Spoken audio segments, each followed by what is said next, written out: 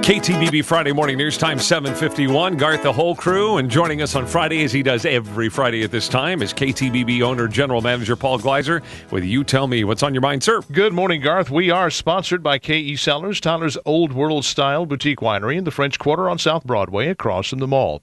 An update before we get started on the KTBB World Tour to London and the English countryside, November 19th. Here's the question. If not now, when? The unbelievable all-inclusive price of just $22.99 per person will never be seen again. This deal is just that good. Join this trip and you will see Stonehenge, Salisbury Cathedral, an original copy of the Magna Carta, and you'll spend 2 nights in a 19th century castle. You'll visit Liverpool, Chester, I loved Chester, Sudley Castle, and Shakespeare's Stratford-on-Avon. We wind up in London, where we've arranged a special tour of the Tower of London, among other things, and where you'll see the changing of the guard at Buckingham Palace. You'll do all of this and more at the unbelievable and unrepeatable price of just $22.99 per person, double occupancy, and that price includes very nearly everything. So like I say, if not now, when? To learn more and to book your seats, go to ktbb.com/world tour. The 1978 season was going badly for the New York Yankees. Coming off a World Series win the season before, nothing was working by the following July. Individual members of the team were at each other's throats. Owner George Steinbrenner and Billy Martin, the manager, were feuding in public. On July 19th, the Yankees were in 4th place, 14 games behind the Boston Red Sox. They were, for all intents, finished for the season. In what came to be called the greatest comeback ever, the Yankees pulled it together in the second half. Billy Martin was replaced by Bob Lemon. Lemon was able to get the players to stop acting as individuals and come together as a team. Good things began to happen.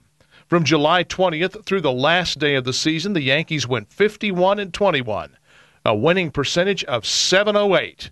to erase the Boston lead in a single-game, tie-breaking playoff in Boston, trailing 2-0 in the 7th.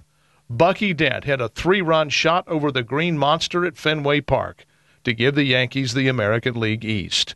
The Bombers would go on to win the World Series in 6 against the Los Angeles Dodgers. The oldest baby boomer was 32 years old that summer. The youngest was 14. I lift up the greatest comeback ever in the hope that it might inspire us baby boomers, because we need a comeback of our own.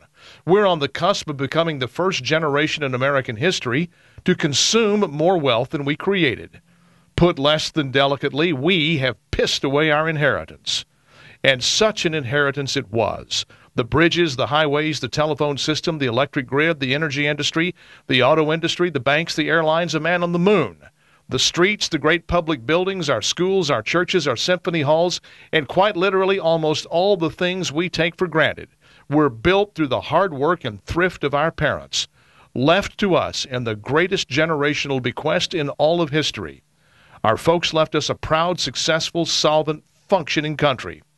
We, for our part, are about to leave our kids the crumbling remnants of what our parents built, together with an overdrawn checking account and a stack of unpaid bills. This is why I bring up the 1978 New York Yankees. That 1978 Yanks team proved that late-season rallies happen. We need one. The debate over raising the debt ceiling is our opportunity for a late-season save. It's time for us baby boomers to stand up and admit that we have been spendthrifts. While we still matter, it's time for us to take the lead in demanding actual, tangible reductions in federal spending and dramatic, meaningful modifications to entitlements such as Social Security and Medicare.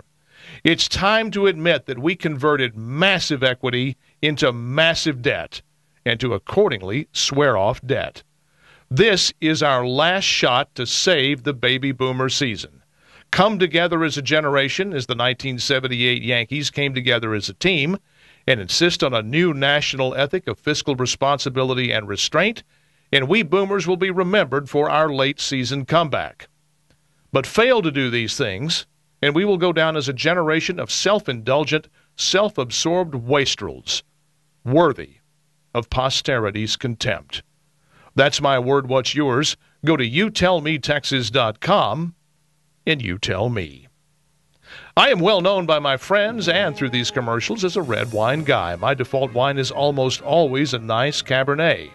But when it's 100 degrees day in and day out, I need something cool, which is why I grabbed the bottle of 2010 Keepersol Texas Vit that was in my fridge the other night and cracked it open. At that moment, my beloved cab went on summer holiday. The Keepersol Texas Vit is delightfully cool and refreshing. It offers just the right sweetness, and it works best when it's well chilled. How chilled? Well, if you're really, really hot, you can pour it over ice. Now, test me on this. Visit KE Cellars and tell them I said to pour you a taste of the Keepersol Texas Vit, and tell them I said that the nominal $1 tasting fee is on me. You can do this because KE Cellars is a working winery with a tasting room. Try any wine in the collection before you buy it. You simply cannot make a mistake. KE Cellars, Tyler's old world-style boutique winery in the French Quarter on South Broadway across from the mall, and online at KECellars.com.